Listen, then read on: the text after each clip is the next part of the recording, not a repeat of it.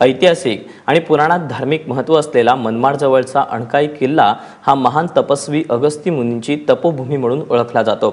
याच ठिकाणी प्रभू श्रीरामांनी वास्तव्य केल्याचा उल्लेख पुराणात असल्याने या ठिकाणाला श्रावणात खूप मोठं महत्त्व असतं। रामनवमी निमित्त पाहूयात एक विशेष आढावा।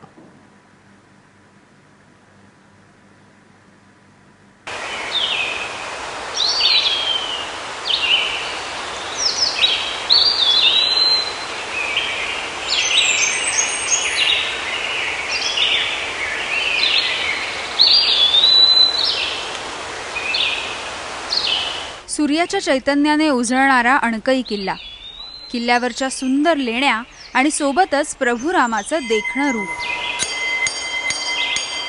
मनमाड पासून 7-8 किलोमीटर अंतरावर असणाऱ्या याच किल्ल्यावर श्रीराम अगस्त मुनींच्या भेटीसाठी आले अशी आख्यायिका आहे। राक्षस को वध करने का ही उनके मंतव्य था कि हम 14 बरस वन में घूमेंगे तो 14 बरस में मैं राक्षसों का संहार करूंगा। तो यहाँ कुछ किए, अगस्ती से दर्शन लिए, अगस्ती से आशीर्वाद लिए, एक रात रुके। रुकने के बाद उनका तो यही मंतव्य था ना कि मैं 14 बरस में पूरे भारत के राक्षसों का संहार करूंगा।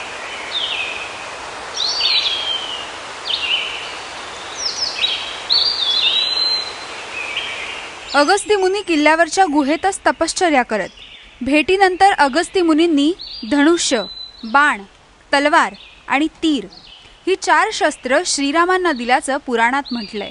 ब्रह्मा जी बोले कि महाराज रावण जो था वो योगी भी था, उसको योग सिद्ध भी है। वो उस जो अमृत है उसका, वो अमृत नाभि के पास कलश में एकत्रित करके रख लिया है। और आप नाभि पर मारते नहीं, आप मार रहे हैं सिर में। एक सिर गिरता है फिर दूसरा जन्म लेता है, एक सिर गिरता है। तो राम को याद आया कि अरे महात्मा का धनुष था, तो वही धनुष जो है से निकाले हैं और रावण को नाभि पर मारे हैं, तो वो कलश फूटा, अमृत समाप्त हो गया, रावण गिर गया। प्रसन्न परिसर असणाऱ्या या मंदिराच्या आवारात राम लक्ष्मण सीतेच्या मूर्तीसोबतच अगस्ती मुनींची मूर्तीही पाहायला मिळते।